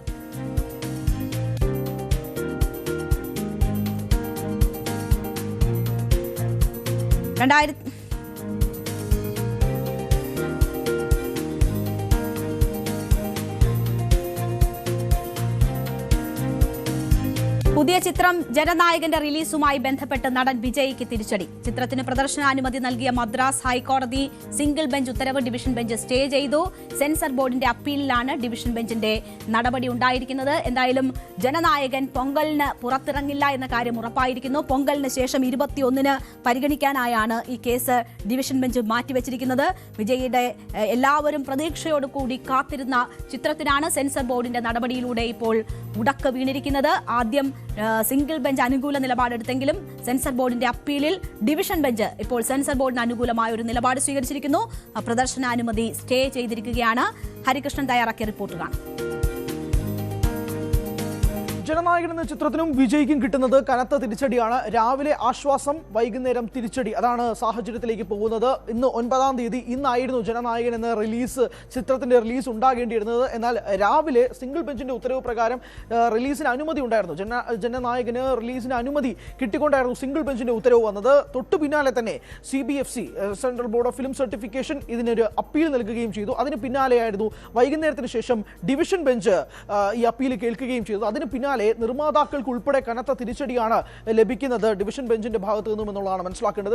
കൃത്യമായിട്ട് ഡിവിഷൻ ബെഞ്ച് നിർമ്മാതാക്കളോട് ചോദിച്ചത് സർട്ടിഫിക്കേഷൻ കിട്ടിയിട്ട് പോരായിരുന്നു റിലീസ് തീയതി പ്രഖ്യാപിക്കുന്നത് എന്നതായിരുന്നു. കാരണം നിർമ്മാതാക്കൾ ഉൾപ്പെടെ ജനുവരി 9-ാം തീയതി റിലീസ് ചെയ്തേ മതിയാകൂ എന്ന് ആദ്യം മുതൽ തന്നെ പറയുന്നുണ്ടായിരുന്നു.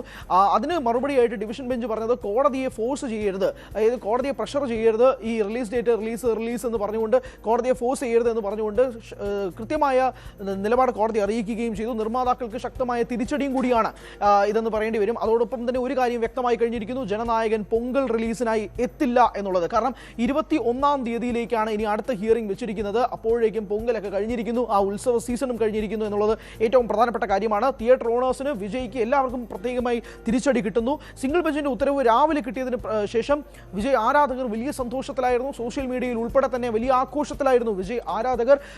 കേരളത്തിൽ ഉൾപ്പെടെയുള്ള ഡിസ്ട്രിബ്യൂട്ടേഴ്സ് ജനുവരി 14 എന്നൊരു തീയതി പോലും പ്രഖ്യാപിച്ചിരുന്നു ഈ സിംഗിൾ ബെഞ്ചിന്റെ ഉത്തരവ് വന്നതിന് പിന്നാലെ. എന്നാൽ അതിനുശേഷമാണ് CBFC ഇതിനൊരു അപ്പീലുമായിട്ട് മുന്നോട്ട് പോകുന്നതും ഇപ്പോൾ ഡിവിഷൻ ബെഞ്ച് അതിന് കൃത്യമായ ഒരു ഉത്തരവ് നൽകുന്നതും റിലീസ് തൽക്കാലത്തേക്ക് വേണ്ട എന്നുള്ളത്. അതായത് ജനനായകന് റിലീസ് അനുമതി നിഷേധിക്കുന്നു, സിംഗിൾ ബെഞ്ചിന്റെ ഉത്തരവ് ഡിവിഷൻ ബെഞ്ച് റദ്ദാക്കുന്നു, സ്റ്റേ ചെയ്യുന്നു എന്നുള്ളത് വേണം തന്നെ പറയാൻ. അങ്ങനെ ഒരു സാഹചര്യം നിൽക്കുമ്പോൾ കനത്ത തിരിച്ചടിയാണ് വിജയ്ക്ക് കിട്ടുന്നത്, വിജയ് ആരാധകർക്ക് കിട്ടുന്നത്, ജനനായകൻ എന്ന സിനിമയ്ക്ക് കിട്ടുന്നത്.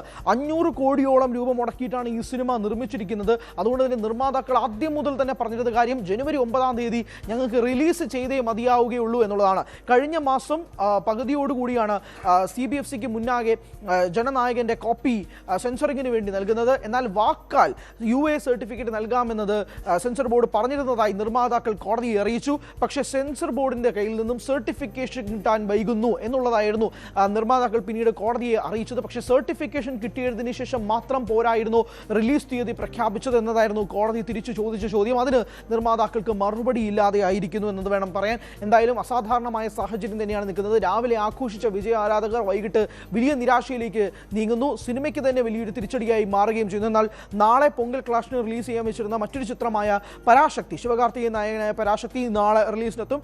CBFC ഏകദേശം ഒരു 25ഓളം കട്ടുകൾ നൽകിയെങ്കിൽ പോലും UA സർട്ടിഫിക്കറ്റുമായിട്ടാണ് പരാശക്തി നാളെ തിയേറ്ററുകളിലേക്ക് എത്തുന്നത്. പക്ഷേ ജനനായകന് ഇനിയും കാത്തിരിക്കേണ്ടി വരും, വിജയ ആരാധകർ ഇനിയും കാത്തിരിക്കേണ്ടി വരും. കാരണം 21-ാം തീയതിക്കാണ് അടുത്ത ഹിയറിംഗ്. അതുകൊണ്ട് ഒരിക്കലും ഇതിനിടയിൽ റിലീസ് ചെയ്യാൻ കഴിയില്ല. ഇനി 21-ാം തീയതിക്ക് ശേഷം എന്താണ് സംഭവിക്കുന്നതെന്ന് കാത്തിരുന്ന് കാണണം. അതനുസരിച്ച് ഇനിയൊരു റിലീസ് തീയതി പ്രഖ്യാപിക്കുകയും വേണം എന്നതും കൂടിയുണ്ട്.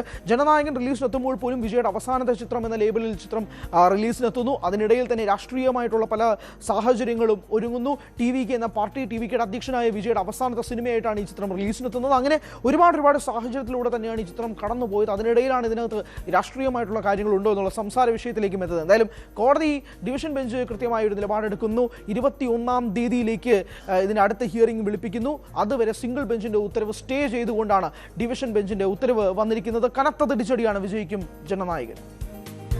എന്തായാലും വിജയ്ക്ക് വിജയ് എന്ന നടന് ഒപ്പം തന്നെ ആരാധകർക്ക് വലിയ തിരിച്ചടിയാണ്. അതേസമയം DMKയ്ക്കും BJPക്കുമെതിരെ ശക്തമായ പ്രതിഷേധത്തിൽ രാഷ്ട്രീയ ഭാവി കെട്ടിപ്പടുക്കാൻ ശ്രമിക്കുന്ന വിജയെ സംബന്ധിച്ച് ചില രാഷ്ട്രീയ നേട്ടങ്ങളാകും ഈ വിഷയം എന്ന കാര്യത്തിൽ സംശയമില്ല. സെൻസർ ബോർഡിന്റെ കത്തി പലയിടങ്ങളിലും അത്തരം ആ രീതിയിലാണ് പ്രയോഗത്തിൽ വരാറുള്ളത് എന്ന കാര്യത്തിൽ സംശയമില്ല.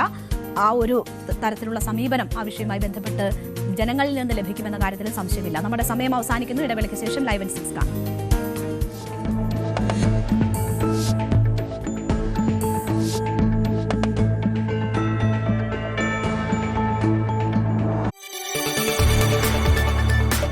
കൂടുതൽ വാർത്തകൾക്ക് news 18 Keralam YouTube channel subscribe ചെയ്യുക.